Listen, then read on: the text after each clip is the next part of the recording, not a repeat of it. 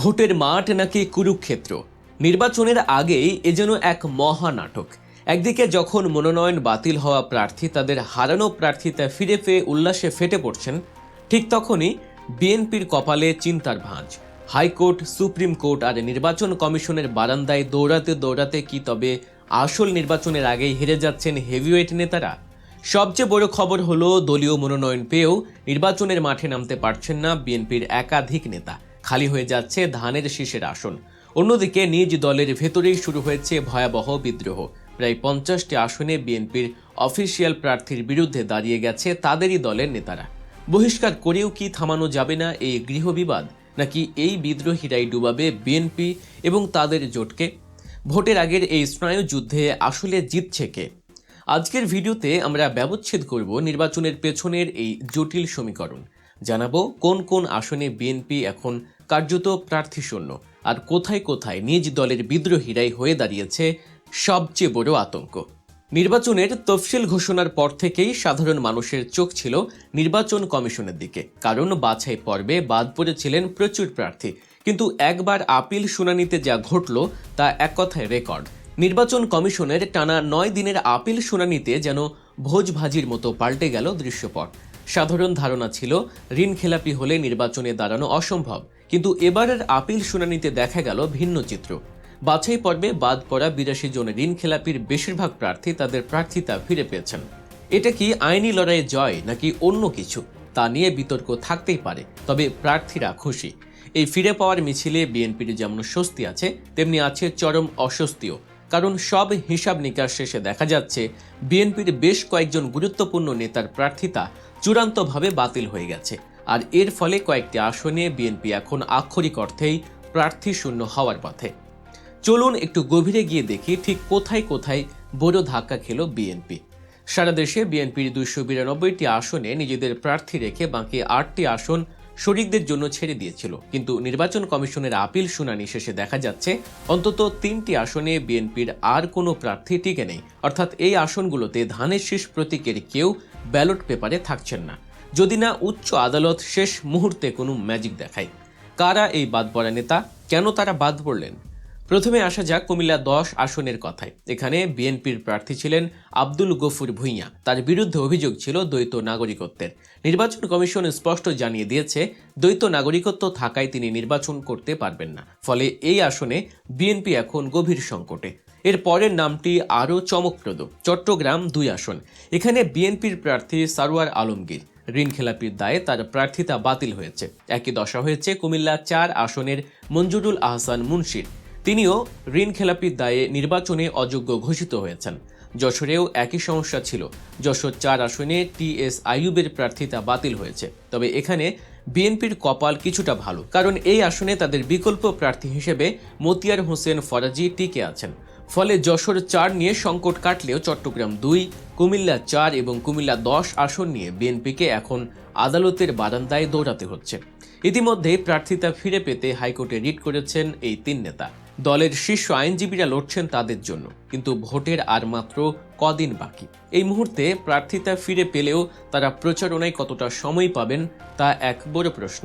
আর যদি আদালত না মঞ্জুর করে তবে এই আসনগুলোতে বিনা যুদ্ধে হেরে যাবে বিএনপি। তবে বিএনপির জন্য বাইরের আদালতের যুদ্ধের চেয়েও বড় বিপদ হয়ে দাঁড়িয়েছে ঘরের শত্রু ভিভিশন, অর্থাৎ দলের ভেতরে বিদ্রোহী প্রার্থীরা। কেন্দ্র থেকে কঠোর বার্তা দেয়া হয়েছে, বহিষ্কার করা হচ্ছে একের পর এক নেতাকে, তবুও থামানো যাচ্ছে না স্বতন্ত্র প্রার্থীদের দৌরাত্ম্য। তথ্য বলছে অন্তত 50টি আসনে বিএনপির অফিসিয়াল প্রার্থীর বিরুদ্ধে লড়ছেন বিএনপিরই পদবঞ্চিত বা বিদ্রোহী নেতারা। এ সংখ্যাটা কিন্তু ছোটখাটো নয়, বরং যে কোনো নির্বাচনের ফলাফল উল্টে দেওয়ার জন্য যথেষ্ট। সবচেয়ে আলোচিত ঘটনা ঘটছে ব্রাহ্মণবাড়িয়া 2 আসনে।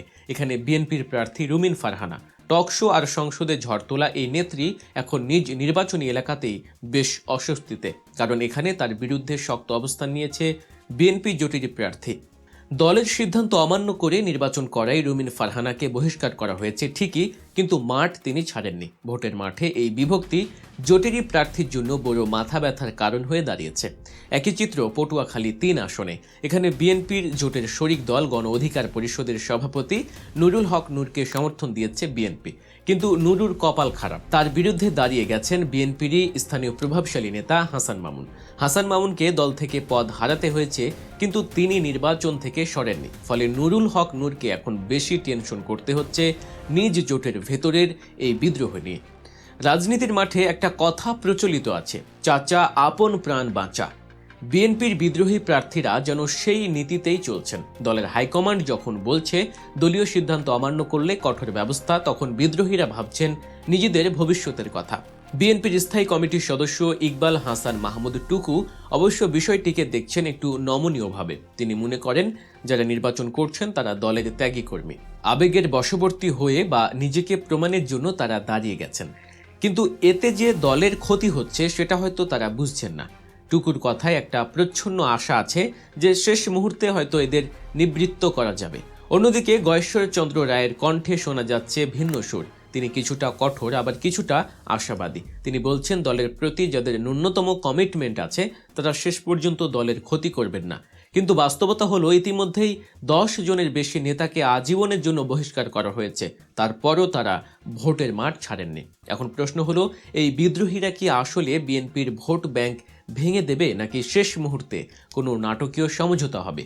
বিএনপি শুধু নিজেদের নিয়েই ব্যস্ত নয়, তাদের সামলাতে হচ্ছে জামায়াতে ইসলামী এবং অন্যান্য শরিকদেরও। জামায়াতে ইসলামী এবার মোট 276টি আসনে মনোনয়নপত্র জমা দিয়েছিল, কিন্তু যাচাই বাছাইয়ে তাদেরও বেশ কয়েকজন হেভিওয়েট নেতা বাদ পড়েছেন।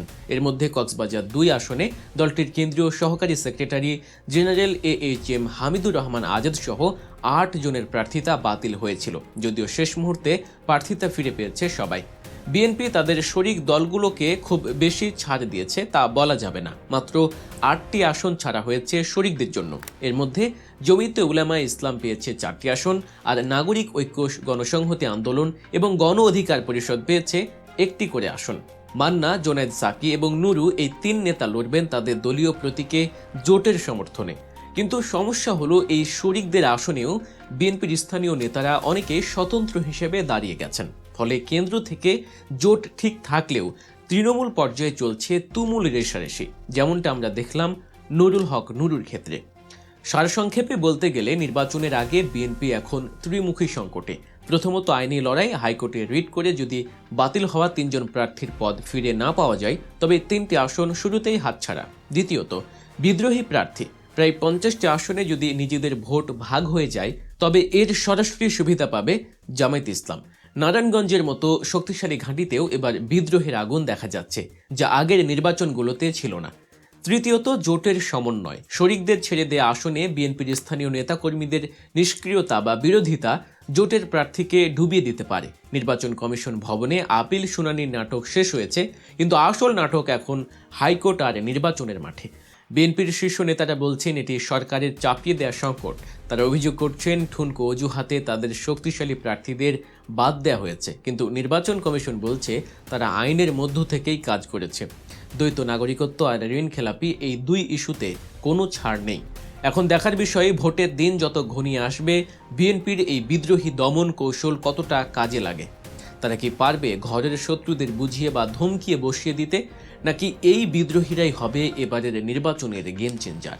নির্বাচনের প্রতিটি মুহূর্তের আপডেট, কে থাকলো আর কে গেল, সবকিছুর বিশ্লেষণ আমরা নিয়ে আসবো আপনাদের সামনেই। তাই দেরি না করে এখনই সাবস্ক্রাইব করুন আমাদের চ্যানেল গল্প নিউজ।